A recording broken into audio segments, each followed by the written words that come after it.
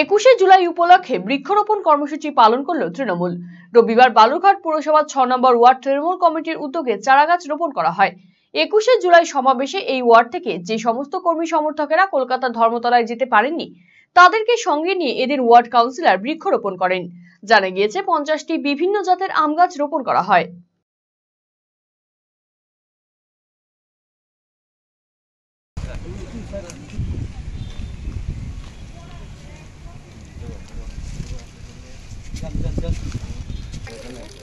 লম্বা তারগুলো করে লম্বা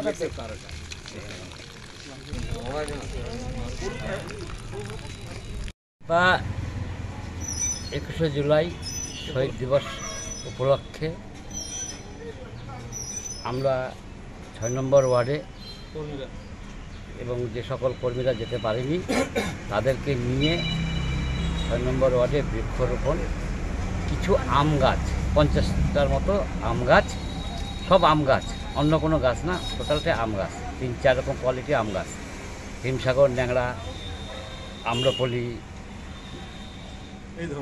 এইসব ধরনের গাছ লাগালাম।